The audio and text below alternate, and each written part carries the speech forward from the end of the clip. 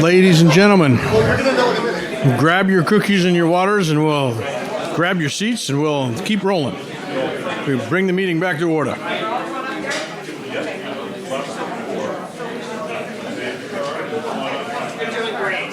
Thank you. You are my sunshine, my own sunshine. I know he doesn't have any company. Yeah, I figured whatever. We have a few comments to read from other people, and yeah, whatever you like to do, Allison. Cole has a statement for Lucy Cushman. Oh, okay. Oh, that's great. Who's supposed to be up here? Okay, beautiful. We are at 7:50, and Exeter TV says we're good to go. The cookieometer says we're good to go. And in full disclosure, I wanted to share with the House that I received more questions than we asked of the candidates, and I appreciate people mingling and asking people their questions directly. I will own we did not ask all of the questions in the allotted time. So thank you for being persistent and bringing it to everyone's attention. Our next round is Town of Stratham candidates. Yes, playing the part of Lucy Cushman. I can't make it up. If you would like to go down, we'll go right down the row and introduce yourself and what position you're running for. We'll go loosely for a 90-second introduction again, and we'll keep going. And Cole, you're going to move seats for each of the different statements you're going to read? Okay. Sorry, I didn't say that. I don't want to spoil the dramatic effect. Thank you, Mr. Emanuel. Please.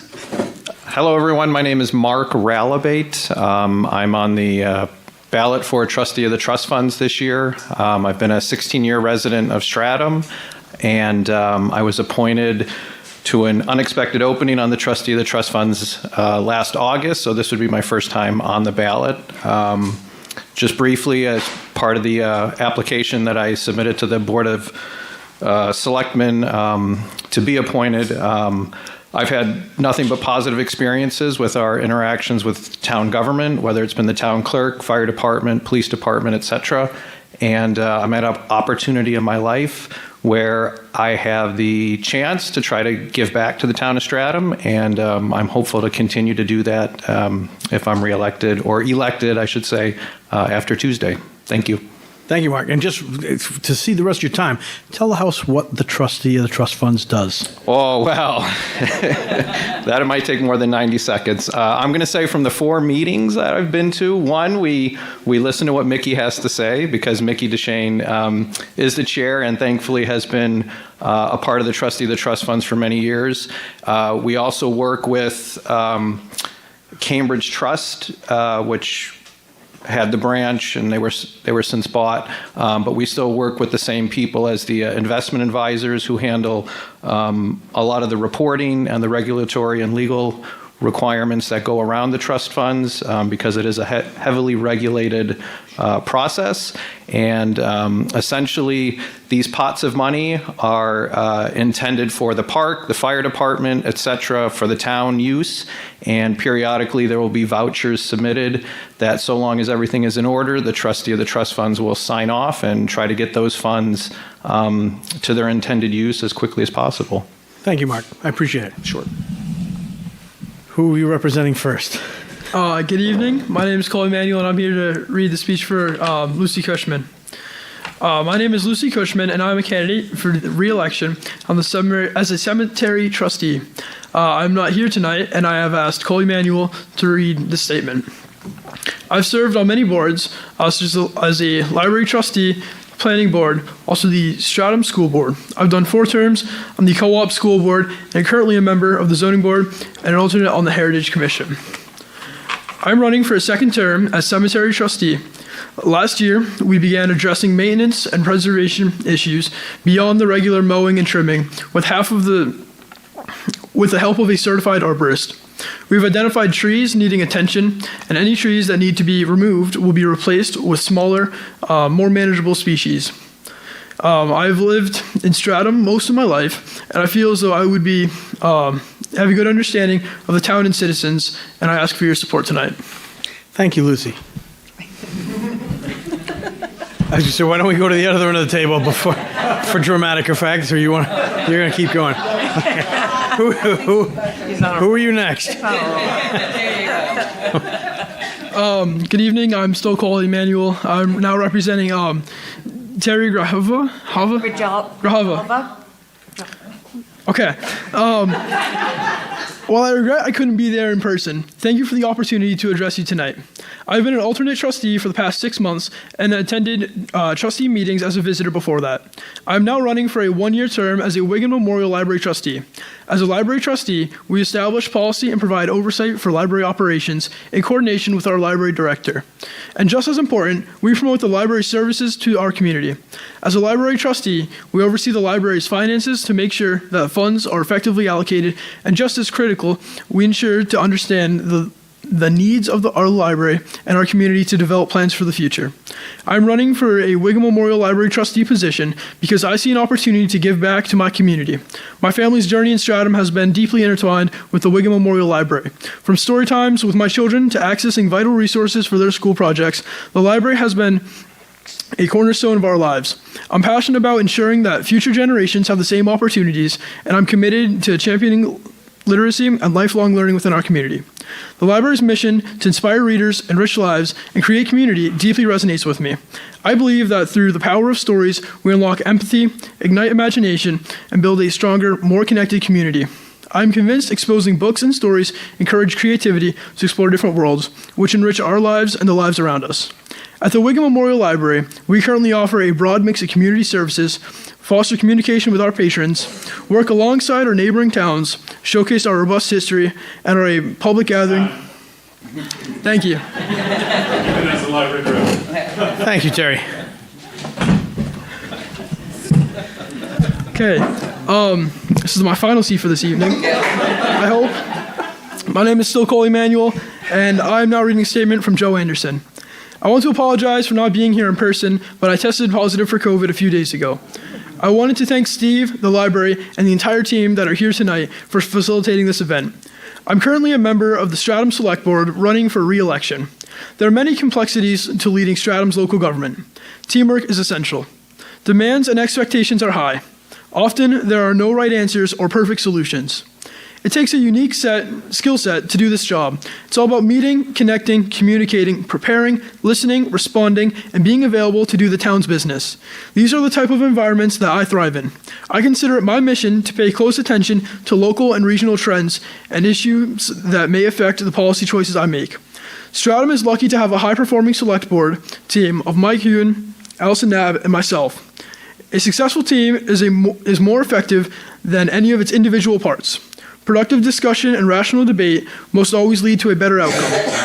I know what needs to be done, and I know how to do it. I appreciate your vote of support. If I can answer any specific questions, please reach out to me via my website, www.joeforstratham.com. Thank you. You want to do mine? Could. You're here tonight.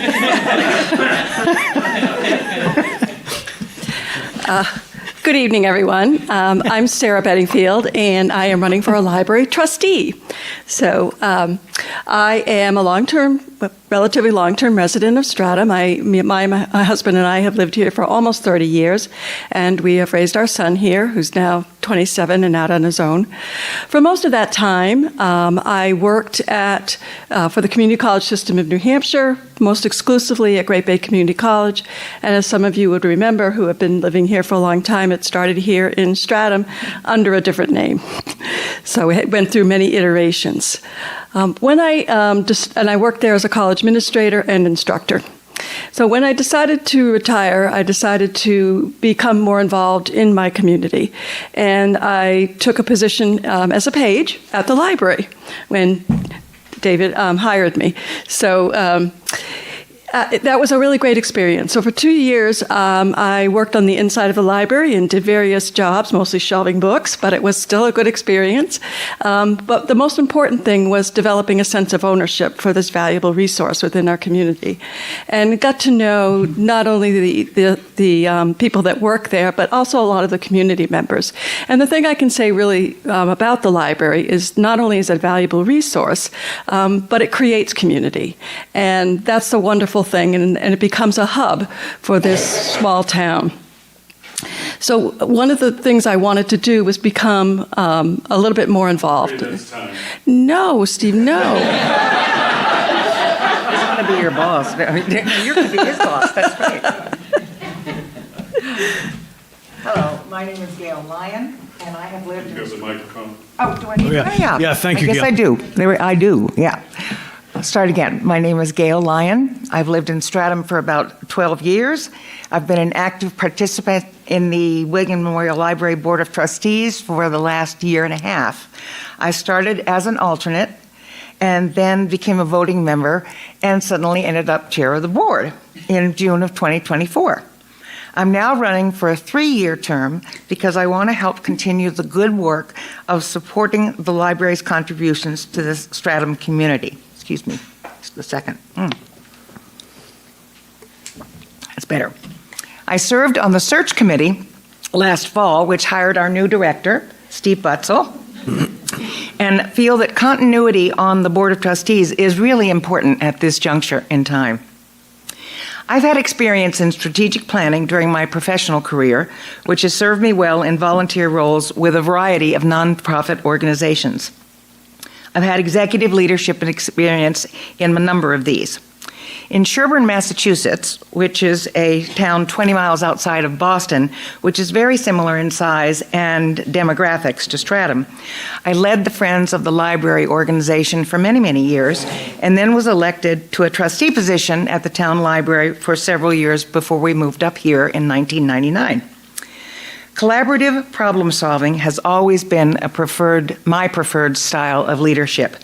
Strong teamwork with the library staff, the Friends of the Library, and town officials is particularly... That's time. Oh, my. I know, I was waiting to see if you were going to do that, Steve. She's the chairman of the Board of Trustees. Chairperson of the board. I know, aren't I the boss? Order, please. I live by the law. It's all good. Yeah, and levity, and we're doing our best. So, I just, to open the questions, just checking, I don't have a ballot in front of me. Are the three of you there are 3 seats available, and there's 3 people running? There's one-year term, and then there are 2 3-year terms. Okay, thank you. So there are 3 spots on the ballot. Beautiful. And you're running for a 3-year term, Gail? I am. And As who's the other one? 3-year term, Sarah? Sarah, and Terry. Terry is for the 1 year. Terry. Yeah. Get in the right seat, yeah. Jeff, he's your kid.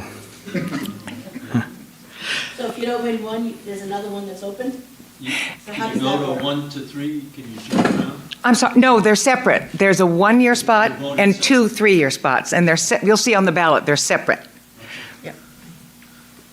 Beautiful. What do we have for questions for the House, for people running for Stratham elected positions? So I'll start. So I know what a library trustee is. For those of you who don't know, my name is Denise Katz, and I'm the Friends of the Library, that we are the arm with the library. So why don't you tell us, Gail, what a library trustee is? So question for the audience is, Yeah. what is a library trustee? Yep. A library trustee oversees the management of the library. We hire the director of the library and work directly with Steve is the director and all the staff. We oversee the budget, and we promote programs for a number of things, including, children's activities as well as adult programming. And we look for opportunities to outreach and partner with other parts of the community, like the rec department and others. So very much as the school board, we are an oversight group, but we do get involved in day-to-day operations as well, as we are asked to by the director and the staff. Thank you, Gail. John, To all the trustees, you oversee the budget as well? question is, do the Yes. trustees oversee the budget? Yeah, the operating budget of the library. The library we are in the same building as the town, but a lot of our activities, including managing our operating budget, is something we do on our own. Good question. John? Terry, don't you think that running for 3 positions would be a conflict? I'm only running for the library trustee position tonight.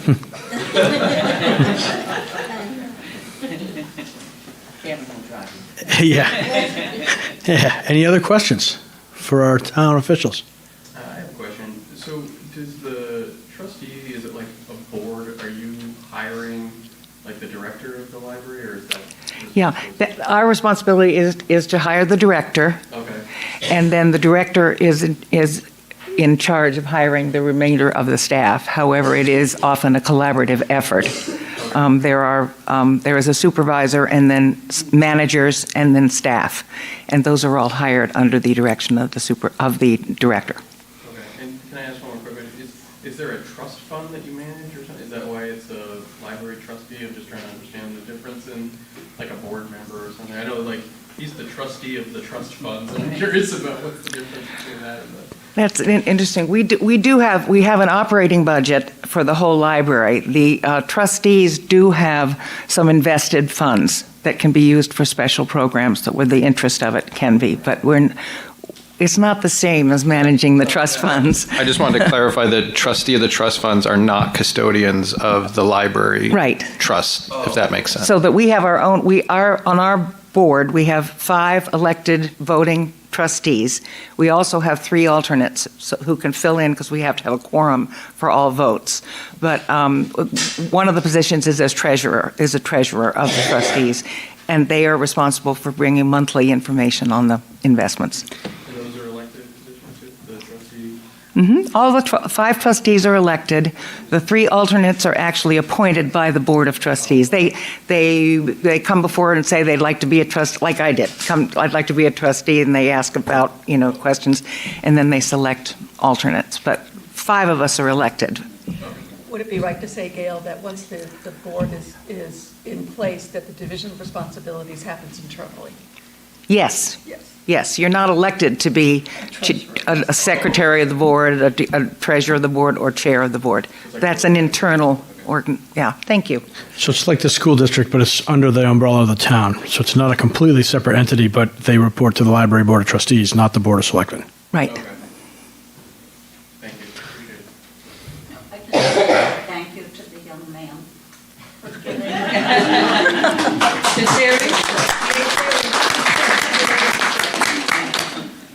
Beautiful. And I wanted to say thank you to each of the candidates because, Mark, when we had an empty trustee of the trust fund's position one year on the ballot, and I think my wife got 5 votes, and she didn't know what was happening. And very quickly, welcome to Stratham, you're a trustee of the trust fund. So, Mark, thank you for running, and thank you for each of you for filling these roles, because if we all do a little piece, it helps government work effectively. Are there any other questions in the House tonight? Okay, I think this ends this segment, and Mr. Moore? That was easy. Thank you, candidates, and stand-ins.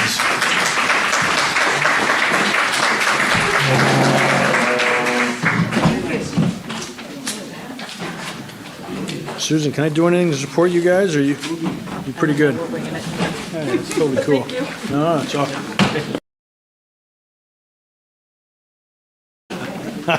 I understand.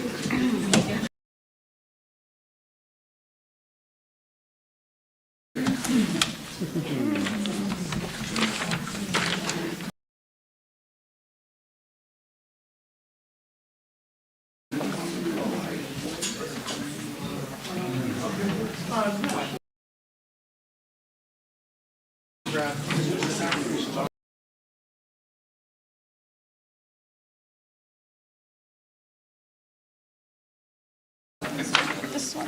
Okay.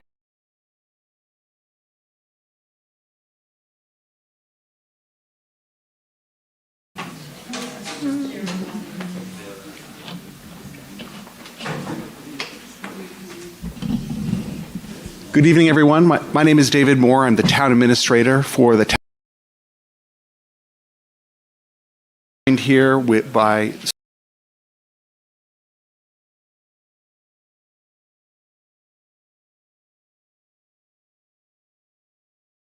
who is our project planning assistant in our planning department. We, Susan and I, taped versions of this presentation, much more loaded up to the website to be able to be viewed on demand.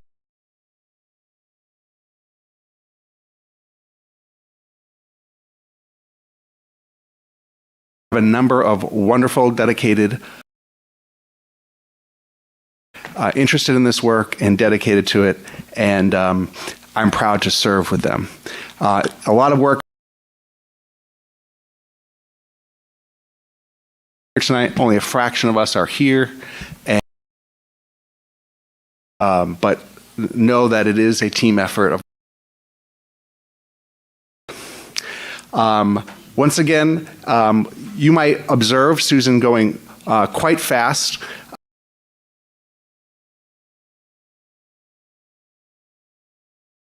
To you, but we want to invite you to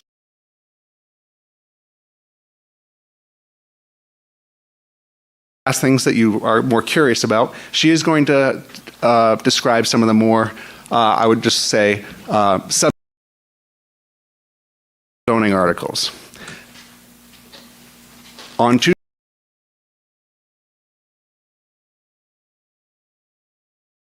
those candidates that were up here tonight, as well as these zoning articles. Susan is going to speak to the zoning articles 2 through 9. I'm going to speak to the articles that will be covered at the business session on Saturday, March 15th. And that's articles 10 through 24.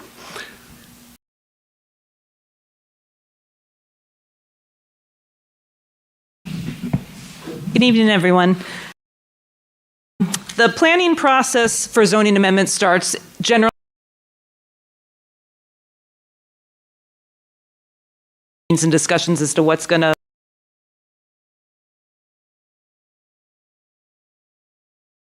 and then in December and January public hearings are held.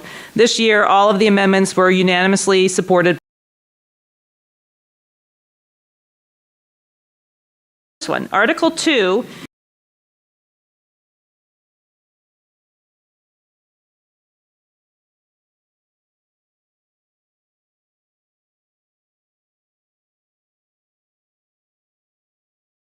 picture exists that excludes property line setbacks and wetland buffer areas.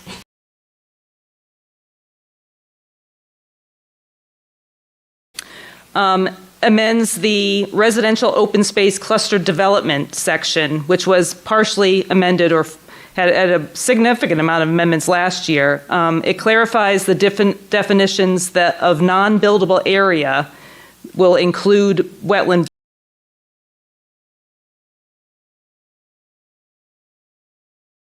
area allowed for a residential lot in while increasing the maximum amount of wetlands that the open space parcel can contain by a small percentage. The purpose of this is to encourage environmentally sound planning by providing more usable land on residential lots while also balancing the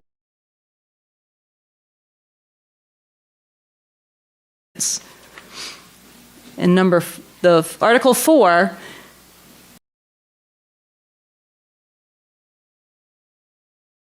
intent that an accessory dwelling unit accessory to the primary home from the character of the neighborhood in which they're proposed. So on this slide, the little house on the right could be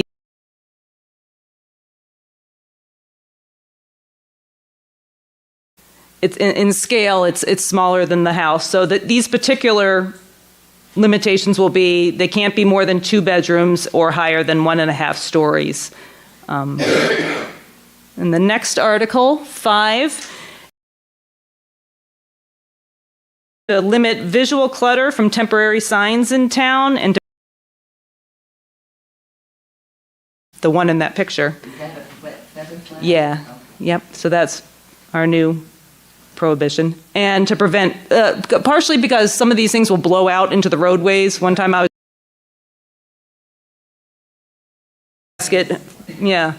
help wanted signs where I was driving around them. It also allows subdivision signs, because that was inadvertently removed when we did a 2023 sign ordinance overhaul.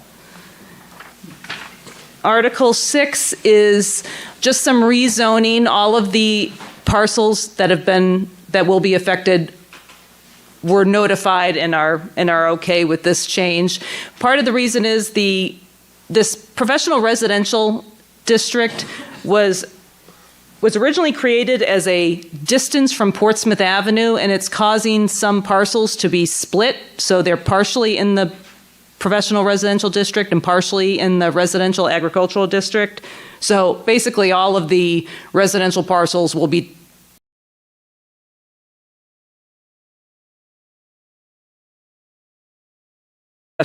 zoned as professional residential that are on the Millbrook Drive that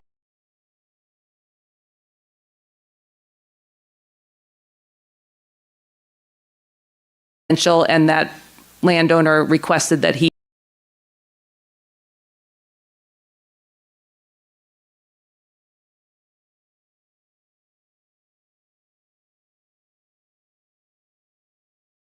be rezoned to 8, the Wetlands Conservation District. We're updating that to align with recommendations from the New Hampshire Department of Environmental Services with respect to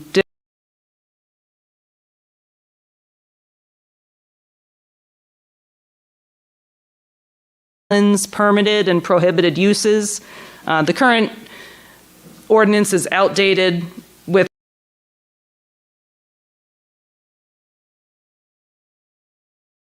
very poorly drained soils that came from a very old Army Corps of Engineers delineation manual that is no longer used at the levels. So we're coming into the 20th or 21, are we in 21st century? And then the last article, again, is just a housekeeping amendment that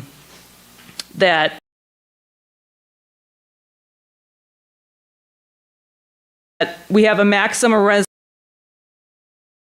So it clarifies that this commercially zoned properties in 2020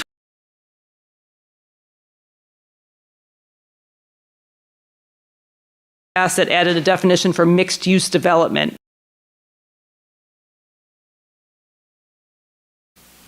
Mixed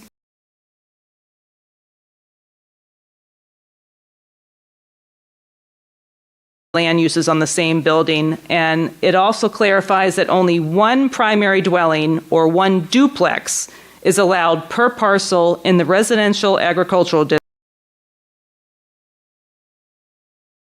manufactured housing district, and the Route 33 Legacy Highway Heritage District. And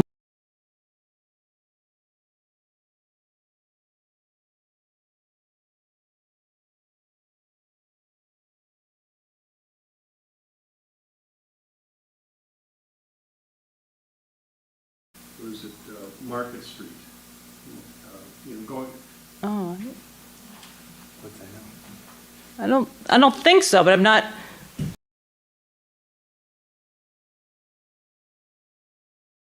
Can I stand? Of course you can.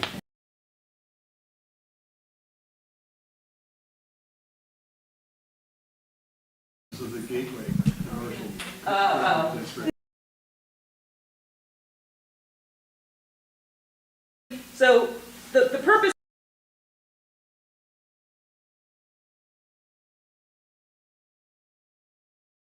actually somebody's residential, was that? Where are we? Oh, I'm in that the is wrong a residential one. Oh,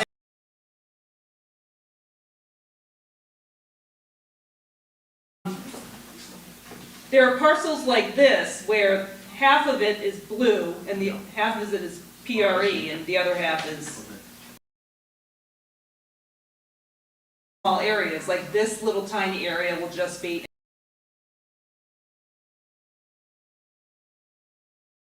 we notified all of the property owners.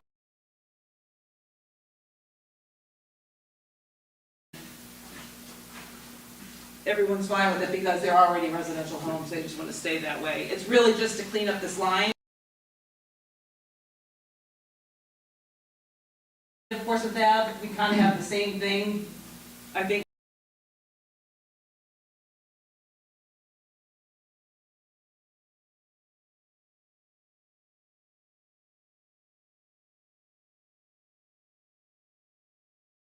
Into the gateway, and I think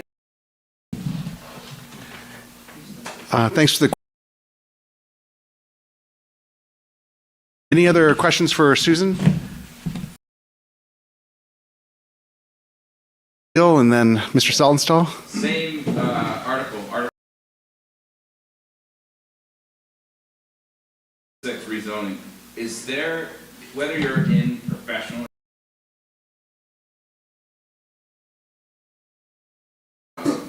agricultural,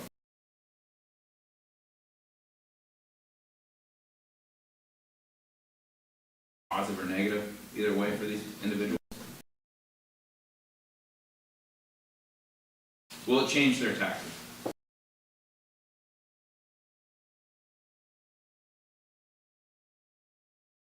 Is no. On the existing, what they can become by virtue of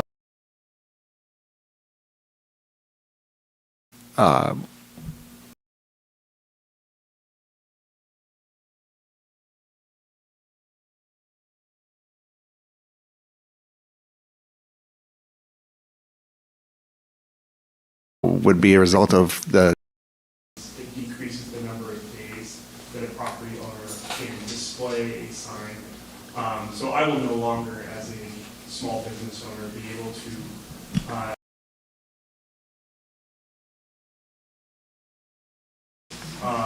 it is distracting.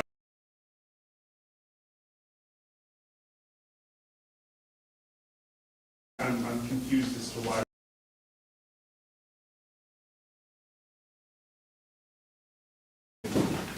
you won't is being a little bit more restricted, but you can still have sandwich board signs. It's saying that they're exempt from not, you just have to get a temporary sign permit, which is free. Yes, There's no so that takes time out of it, and it restricts the number of days. Yes, it does.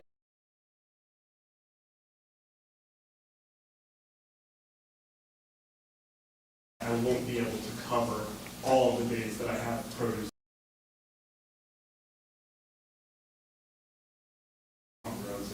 Well, you can use.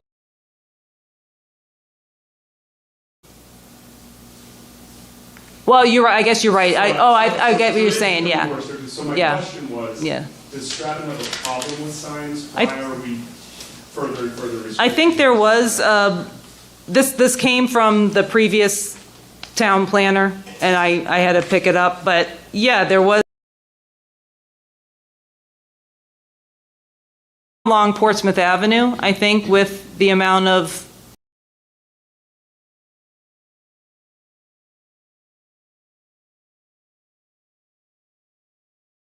the little stick ones in the ground, that it was just, I'm sorry, I can't really answer the intent for all. I don't think so. I don't know. We'll have to look into that.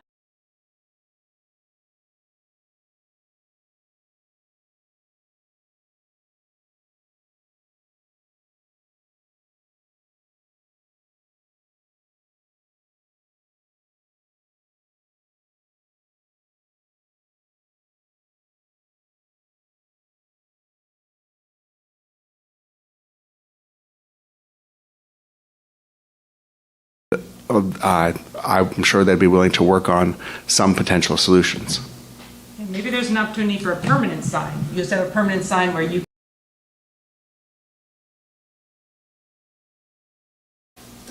take the lettering off. The season. I like our signs. They're pretty good. Anybody see it? Senator Alschuler? Yeah, so on the same, it does say in addition to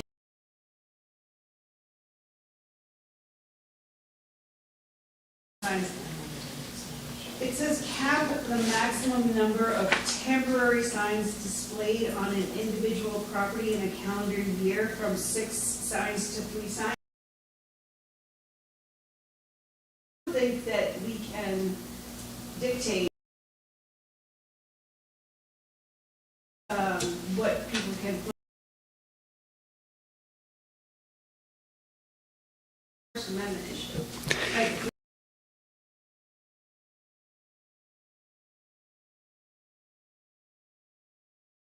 This is an issue that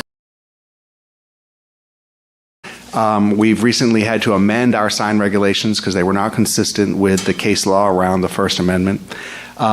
What I would say in response, Political sign, but some sort of here in town that has a be kind sign that.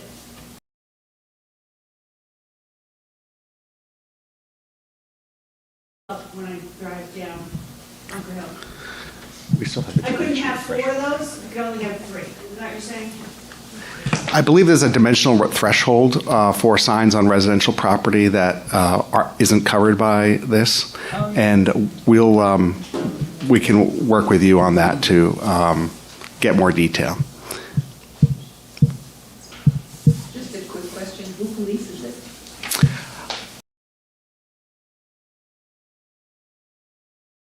Look at the signs? You drive.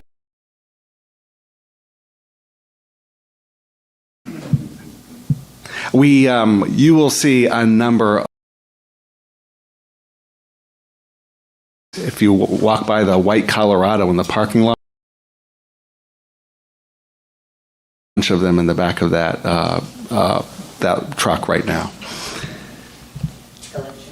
Very good, Mr. Peck. Did I understand this gentleman's comment that our code enforcement officer would be traveling to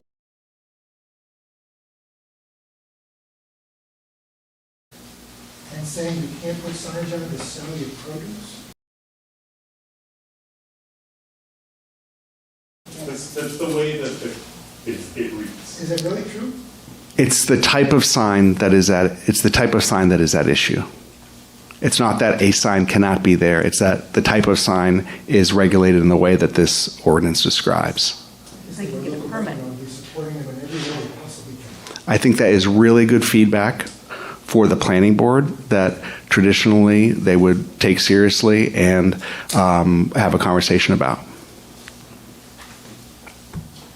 And I really think we should consider, I think you might be able to just do a permanent approval of your thing with the sign. What it's doing is it's just removing it as an exemption so that you have to come and get, so there's probably a way to work that out. I like the exemption. That made it a lot easier. I've got a long list of things that have to get done, and getting another permit for another thing is not that wonderful. I think the pain, very good. So now we're going to pivot from the zoning articles. Sure. Thank you. On Article 8, does this mean that the overall setback for all wetlands now is a maximum of 75 feet and not 100 feet? The type of soil notwithstanding? Yeah, it's, the existing one is either 50 feet to poorly drained soils or 100 feet to very poorly drained soils, and now we're just saying it's going to be a 75 feet from all wetlands. There's really not an environmental significance different between the poorly and very poorly drained, so we're just making it a single 75. It's a lot easier. In the building office, we have some plans showing wetlands on file in the individual property folders, but it might not say the type, so that owner would have to go out and hire a soil scientist to come out and do the type. This way, they wouldn't have to. They could just do the 75. Vernal pools? The new definition is an area, it's the definition that's directly from the state law, which is inundated by or saturated by surface water or groundwater at a frequency and duration sufficient to support vegetation, blah, blah, blah. And no, we didn't specifically add vernal pools, so I don't think it does. Yeah. Any other zoning questions? Okay, so I'm just going to pivot to the articles that are related to the town meeting and on the business session. This is a reminder that the information we'll talk about here is on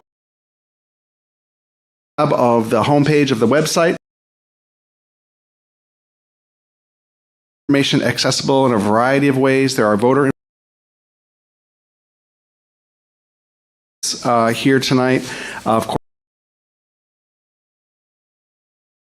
and the presentations that are will be available online, and you can always come in the next week.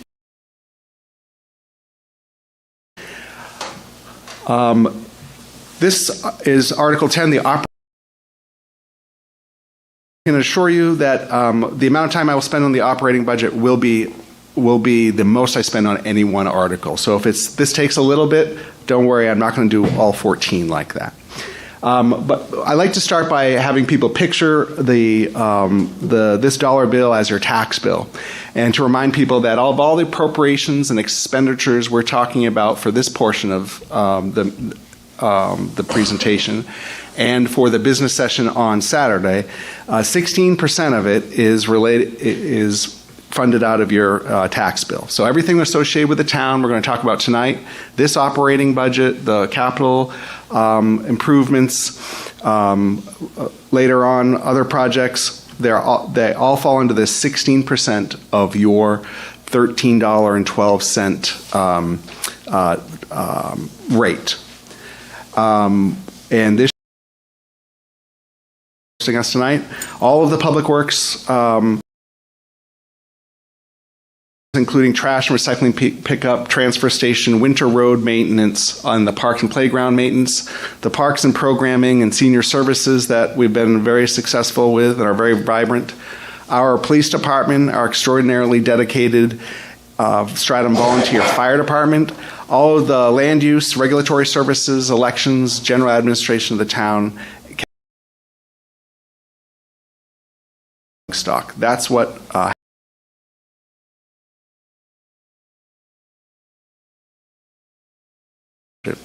this is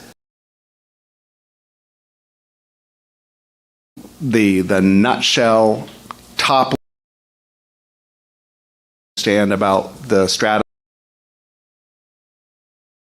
It's $8.6 million. That is a 2.49% increase over last year, which is about $205 increase over last year. Increase for town employees, and assumes revenues will be relatively steady, and we may decrease slightly depending on state revenues. So what is the overall impact? Because we get a number of revenues, building permits, motor vehicle fees, raise for the fund articles, the amount we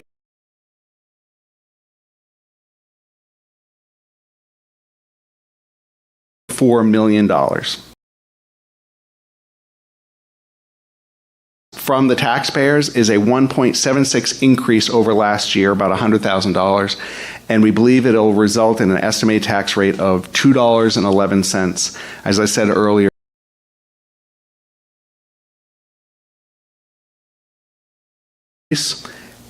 the key drivers of the things happening here are, we're making a significant additional investment in staffing in our fire department for a total of $275,000 that we didn't spend last year that we're proposing to spend this year, and I'll speak to some detail on that.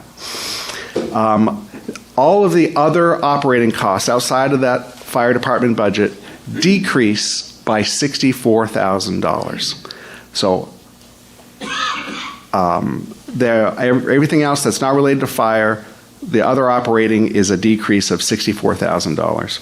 So how does that happen? Well, it's an somewhat unusual circumstance. We've been paying on a public safety bond for the past 20 years. We made the last payment in December 2024.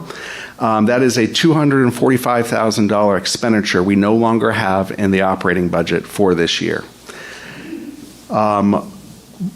In another way that we are able to manage this new investment that I'll explain in the fire department is by relying more on funding operating costs through our EMS Special Revenue Fund, and I'll speak about that in other articles. Our fire chief is here, and I'm going to do a brief overview of the fire department picture and then keep moving, but I'm sure there'll be questions, and we'll ask Chief Denton to be a part of that conversation. So this year, the Select Board and the fire department identified two significant priorities affecting the budget. The first is in response to the loss of the Exeter Paramedic Intercept program, known as ALS. The Select Board supported moving forward with introducing a paramedic program for Stratham. This is a supplement to our already highly trained and effective EMTs and advanced EMTs that serve in our Stratham Volunteer Fire Department. But this is an expansion by relying less on that regional intercept service and mutual aid and providing our own paramedic service in the town of Stratham for the first time. In addition, we're enhancing coverage in the station 7 days a week during the days. So that is an increase in coverage that we haven't had in the past that we are adding in order to meet the needs. So in summary, this budget funds 7 days a week firefighter EMTs in the station and a paramedic program that will build up over the course of this year to 7 days a week. And we've hired one full-time paramedic supervisor and four per diem paramedics who will be serving the town of Stratham. And we've been very fortunate to attract high-quality people to these roles who are respected in the profession and are going to make Stratham more safe, along with our dedicated volunteers that we've been relying on for years. That is, so appropriations, this is just where the money goes in the different categories, a quarter of it to public safety, a quarter of it to public works and sanitation, personnel administration, about 20%, that's the benefits, and then we have other programs that are funded, as you know. In local government, you're talking about payroll and benefits as a significant expenditure. In our budget, it's 62% of the total expenses, and that is a key characteristic of our budget. We have the past 10 years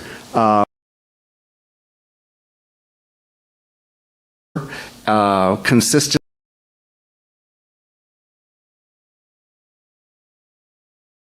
changes from year to year in the operating budget. The average over this period of time is a 2.7% increase in the town's budget. This year, as you already know, is 2.49%. So that is a picture of your operating budget. Next, we go to what are a series of warrant articles that if you've attended town meeting in the past or you've been here before, you've seen these before, and they're largely the same. So I am going to move through them relatively fast. Our capital improvements program, each year we dedicate about 8% of our budget to capital improvements. They include ongoing investments in our technology, annual paving, and contamination response for our PFAS site in Town Center, and other smaller one-time projects that get funded, like this year, an upgrade to our town website, which we're very excited about, upgrades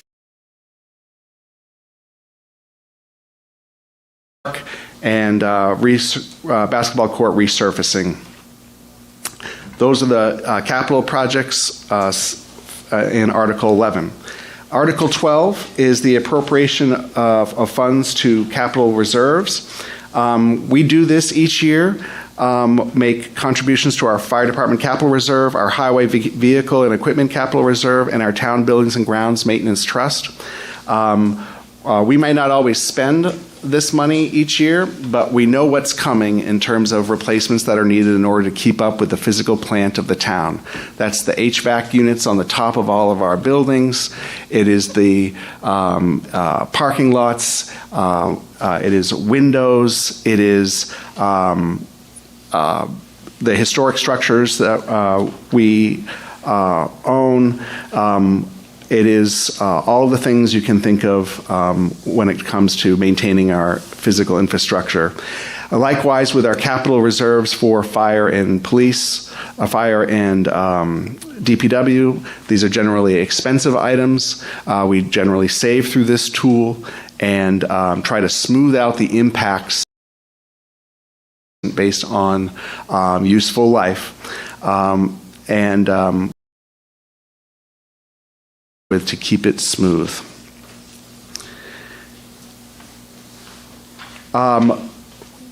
You have, again, there's always multiple articles related to the Special Revenue Fund. I'm going to spend the most time on one that you haven't seen before, and this is a modification to the purposes of the Emergency Medical Services Special Revenue Fund. I referred to this earlier. We have a very robust financial tool in the EMS Special Revenue Fund that has traditionally paid 100% of the ambulance replacement costs out of this fund, as well as various pieces of equipment from year to year for the fire department through this fund. It is robust, and it can afford to make more contributions to the town by more operating costs for our ambulances. So in order to do that, though, we need to modify to add those operating costs for the ambulances to the eligible expenses in the definition of the Special Revenue Fund. And so that will allow us to move forward with repair, maintenance, fuel certifications, and inspection costs associated with our ambulance, as well as contract costs, uniforms, training, and supplies. We've done the financial study to ensure that this is a sustainable use of the fund, and we're recommending it. Otherwise, these funds would need to be made up through general taxation. That's Article 13, simply to modify the EMS revenue fund. There's a 2/3 vote required for this item in order to pass, and it must be passed by a paper ballot. Interestingly, this is required in state law, and the moderator will make sure we do that on Saturday, the 15th. Article 14 is the first article that we've had that puts all of these new eligible expenses in one place. And so it's a total of $43,500 that we are proposing come out for those expenses this year. Once again, but for the modification of Article 13 and then the passage of this article, those funds would need to be raised through local taxation and affect our overall budget impact this year. 15 is for our, this is regular replacement equipment in the fire department this year. We are in need of replacing the self-contained breathing apparatus compressor in the fire station, as well as acquiring a Lucas Autopulse device for our new ambulance that will match the unit we have in our other ambulance.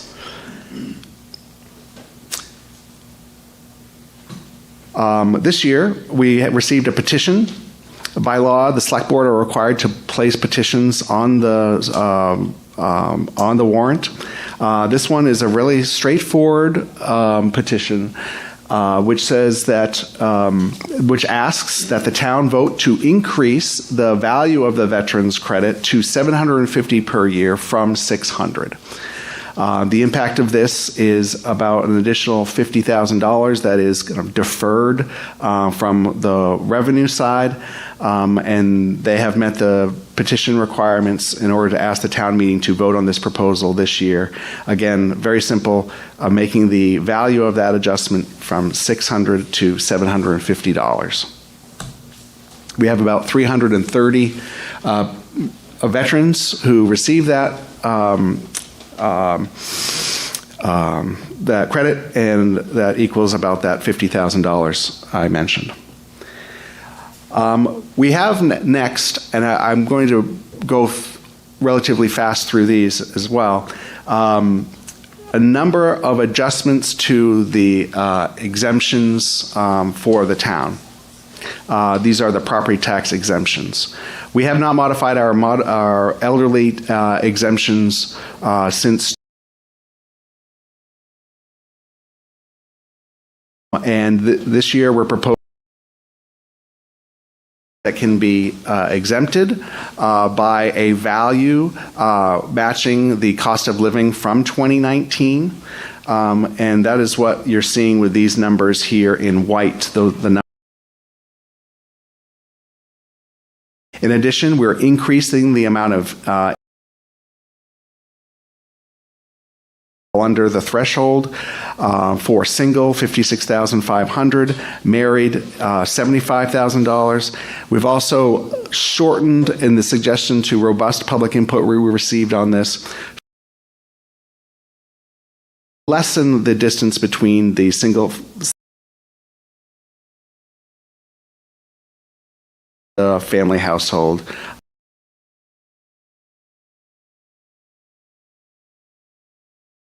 Requirements.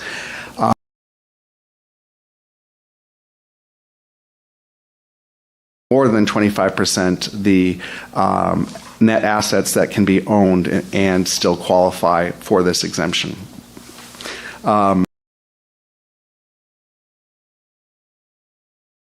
Significant input.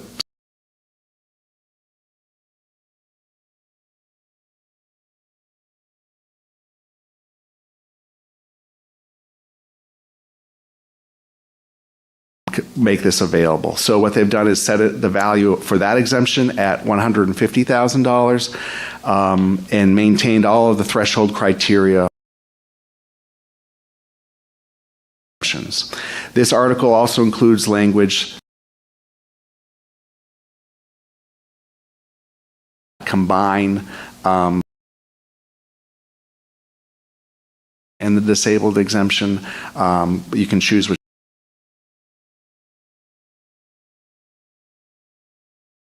In our case, it will be the elderly exemption.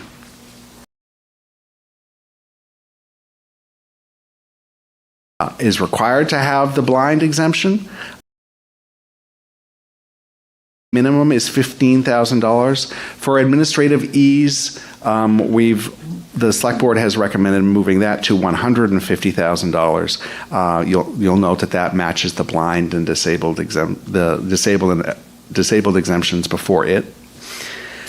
And then, while we're at it, the deaf exemption hasn't been adopted in Stratham. The select board is recommending adopting that, also setting at the $150,000 value and maintaining all of the income the income limits associated therewith, the elderly exemptions. Two left. Trust. I would describe this as something of a housekeeping item.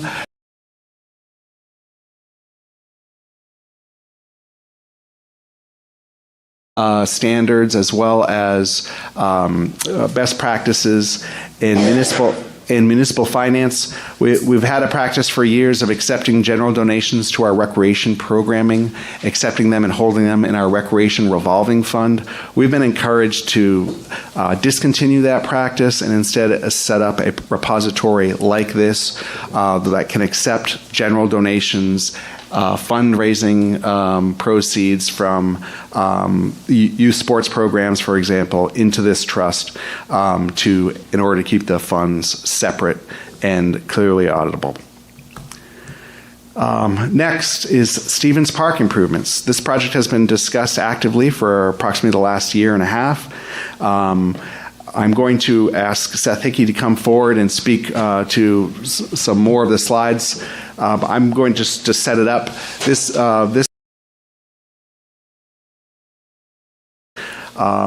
and so what does that mean? So that would mean that if this article passed, we would probably put this project out to the bid in 2025. Depending on the how favorable those bids came in, we may be able to move forward with 1, 2, or all phases of the improvements that have been identified. This is a one-time project, which is traditionally a good use of fund balance. Your fund balance is essentially your savings. We have a healthy fund balance here in Stratham. Even with this expenditure, we'll have a healthy fund balance of 7.82%, which is within the thresholds recommended by the state of New Hampshire. This is a non-recurring expense, which is always the preferred use of your fund balance. So as a result of this, there is no impact on the tax rate because these are funds we have on hand. So I'm going to ask Seth just to provide a little bit more flavor and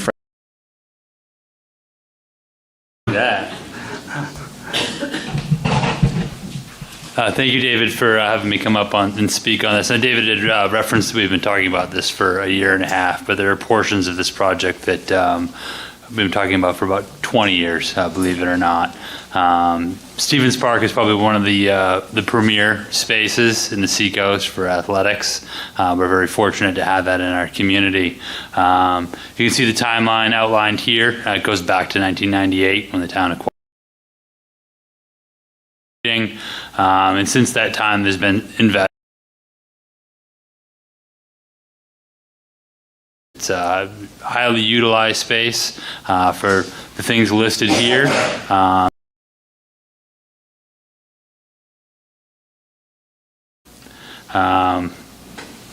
Nice aerial shot of what's existing down there. It's a wonderful resource for the community, and it has really grown in interest in the last few years, in particular, driven by different court sports. You can see a committed group out here that was shoveling off our tennis courts with great regularity to provide access for a very popular sport down there, which is pickleball. There's also some interest in construction of a pavilion. That's probably our longest standing project. Like I said, 20 years that's been discussed off and on that would potentially give us bathrooms down there. We've been relying on chemical toilets since that project, since that park has come into play many years ago. And there's a need to look at expanded parking down there as well in the space. It's a high volume, high traffic area given the activities that are going down there. And then just an overlook of the drainage and some of the other things that have been going on down there through the years. Nice image of a Saturday morning down there, kids playing soccer, very popular spot down there in the fall for that type of activity. And looking at our front pavilion at Stratham Hill Park as a pavilion we'd probably use as a model construction. So this was a summer shot over at Stratham Hill Park, hoping we can emulate something similar down at Stevens in the upcoming years. So looking at just another overview, you can see Bunker Hill Avenue up top of that slide coming down into Stevens Park. There's a red circle around a yellow square representing approximately where we're looking at to put the pavilion in this project, providing shade for young families that utilize the playground down there, also providing some temporary shelter. We do offer a lot of youth sports camps down there through the summertime, and we do not have a place for kids to get out of the heat, never mind get out of the weather for storms that happen to come through in July and August when we're offering programming down there. Looking at potential for court expansion down there, so just kind of mirroring the footprint that we have is on the list, and then also looking at addressing some parking issues, both with existing and then expansion of parking spaces down there to accommodate those high volume times. So that is what we're looking at down the road at Stevens Park for hopefully this year. Thank you, Seth. So that is Article 23, the last article that we're here to speak to. So I'm happy to answer questions, and thank you for coming, and we'll see you at town meeting. Mark? Hey, David, sorry. Mark Rallovich at Never Greenway. Are you able to go back to the first slide? I think it was for the first slide for warrant Article 13. Sure. It's a small thing I just wanted to mention now, and if I waste a little bit of our time here, I waste less of everybody's time later. I think the moderator likes that. Well, the second one, I have a question, I guess, for you and Dave, but I just thought the title, or the heading on one of the slides said revenue, and the other one said reserve funds, and I just didn't know, should they all say special reserve fund as opposed to special revenue? They should. Okay, cool. Now, then one Yeah, I appreciate that. Thank I guess I have a question for you and Dave then, just thinking back to the school district meeting on Tuesday,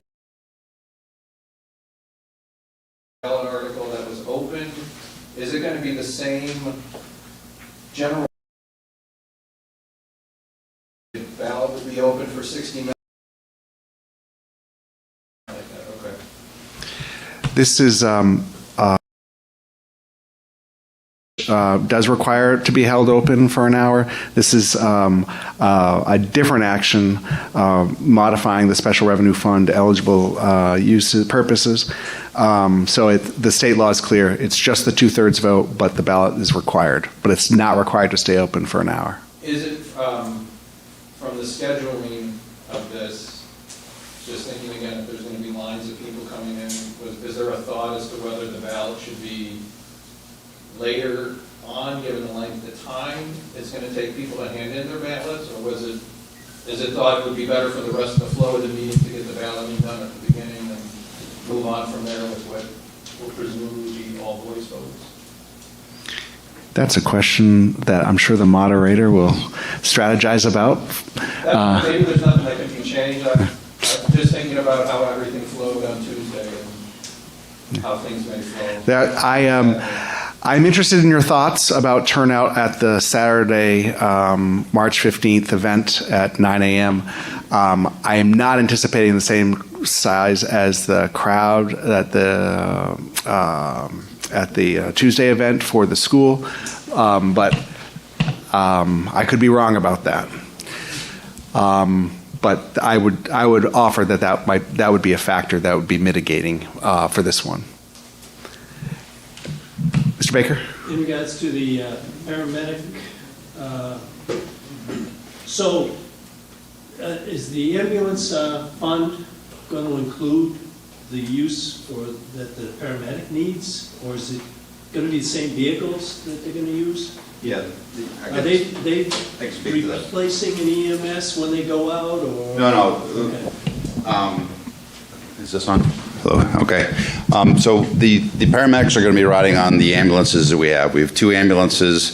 The equipment that we're also needing to fund, we have to have certain paramedic equipment that only the paramedics need, such as we have to have a secure way to secure our drugs, our narcotics, and things that only they can use. None of us that aren't paramedic qualified can have any access to that, and that's a DEA agreement that we had agreed to, as well as the hospital. So they require equipment like we have what's called a Knox box. It's very similar to what you've seen on some of the buildings where we can get in with keys. Only this is a digital box that holds these drugs and keeps them in place that only the paramedics have access to. There's some other required equipment that we had to put on board just to be at the paramedic level. So all of that stuff is helping to pay for that.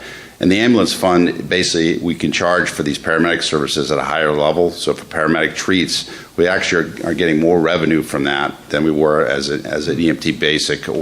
So we can charge at a higher rate, which will help that revenue sustain itself and that fund sustain itself to be able to buy the equipment that the paramedics need in the future. We talked about the Lucas device. That's a big device for all of us to use. It helps with CPR, alleviates, one person have to do that. So there's a lot of these things that this fund will help. It is also going to increase with some equipment, uniform costs, things like that, operational costs for fuel and things like for the ambulance. So hopefully that will help defer some of the budget. That a lot of that stuff that we used to do came straight out of our budget. But this revenue is a service. We're basically taking the revenue that ambulance is generating for the town and using it to help operate it, which will defer the costs for the taxpayer. Good. That answer your question? Yes. Okay. Also, the going to 7 days a week, a manned station, does that mean one person 7 days a week is there?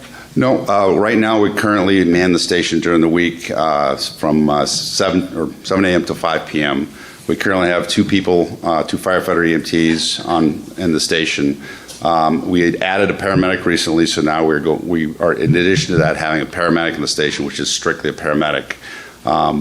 We are also looking to put one more firefighter EMT on and add the weekend days as well. So that way we'll have people in the station covering a paramedic and firefighter EMTs that can run ambulance calls, run a 3-person fire engine, and be able to give us more capability to handle any emergencies or multiple emergencies, which happens regularly. So that's what we're going for with the budget. Great. Chief, just one more question. On the EMT stuff that's getting set up and housed here in Stratham, will you guys be expected to respond to calls outside of Stratham? And is that part of the revenue sharing agreement that you have with other municipalities? We do have mutual aid agreements with our municipalities. Same thing as the fire. If we're called to a fire right now, and we have agreements throughout the whole Seacoast through the Seacoast Chiefs Mutual Aid District, and all towns have this agreement. So we would go to help them. They come to help us. No town in the Seacoast can fund a full fire department that can handle a huge incident by itself. So we rely on mutual aid. We work really well together with the other departments. We're also a member of the Seacoast Chiefs Association, which I attend regular meetings. Matter of fact, there's one tonight my deputy was at, so I could be here. So we're engaged with that group. Chief Emanuel is a big supporter of that and a member as well. So he can agree with it that it's an important part of us doing it. What that allows us to do to not have to fund that all on our own and have all these little departments all over the place having everybody having to fund it and really placing a burden on the taxpayer. So it helps us do our job and keep us engaged in the community as well. So. Is the hospital contributing to the new paramedic service? There is a service that Plastow Fire Department is going to stand up that's going to replace the Exeter ALS intercept service. We are going to be part of that as well because at nights we obviously don't have a paramedic on staff at this point. And we also have mutual aid from other towns. So we have basically 3 levels of protection. So we're hoping to be able to cover all of our bases with not only our own paramedics, but also the intercept service as well as mutual aid. So the hospital has contributed some funding, and that's through this intercept service. They're going to help fund it for the first year, as well as some other money that's coming through the state. Executive Counselor Jan Stevens, you've probably seen her on the news, she's been engaged with that process. I don't know exactly how much it is, but they are contributing. Does the town need to contribute to the intercept service, or is that like it's paid for by usage or something? Well, right now, for the first year, it's being funded by donations. So the Stratham taxpayer is not going to see any difference. Over year after year, it's a phased-in plan, and what's going to happen is eventually this town of Stratham will have to pay into that service. But basically what's going to happen is the funding that it would cost us would be less than actually hiring one full-time paramedic to have on 24 hours a day. So it's very, very to towns like us and Kensington and a lot of the towns that can't afford to put their own paramedics on 24 hours a day. Is there any concern about, I just don't know the mechanics of this, like today it's from Exeter Hospital, right? Mm-hmm. And I think I saw the plan was, or there was like 2 locations.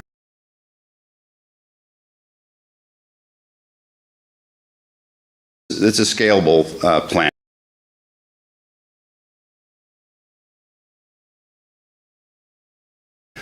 They've done a study to try to basically get a car, kind of like the hospital has right now, within 50-minute response range to all the towns that it serves. In addition, they have one more paramedic that's a single paramedic supervisor that is running out of Plasta, which is going to handle towns south of there, Atkinson and those areas. All these assets, right now, the fly car that we'll be having will be out of Brentwood Fire Department, and that is scalable. You know, depending on how many towns sign on to this, there's some unknowns here right now that not all towns have signed on to it. So if we have 5 towns or 19 towns, it makes a big difference as to how big that has to be. So the planning on all this now, so that happened on March 1st. Thank you. Mm-hmm. Any other questions for now? Any questions about any topic? Mr. Stevens? Thank you. Well, I appreciate your assurances that modifying the special revenue fund is sustainable. I guess my question is, after we vote on and consider Article 14, are other decisions to use the revenue fund for operating costs, can they be decided by the selectmen or others? Or Oh, no. does that have to come to annual meeting? Very good question. Thank you for it, Mr. Stevenson. In the New Hampshire budget law, special revenue funds have a automatic revenue that funds them, but the legislative body must vote to end the funds, to take them out.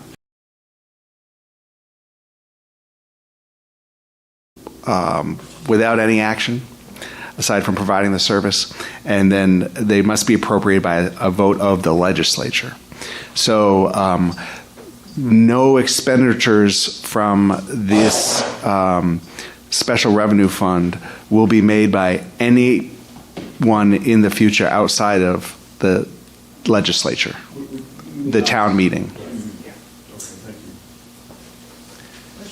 Mr. Peck? The very first page where you spoke of the total budget for the town was roughly 8.6 million. And you said from taxes, from taxpayers to fund roughly 5.4 million. Right. Can you help us understand what's the variance? What's the source of Sure. There's revenues from building permit fees and other fees and rental activity, for example. There is motor vehicle registrations, which is well over $1 million, and other state aid in the form of transportation highway. You're welcome.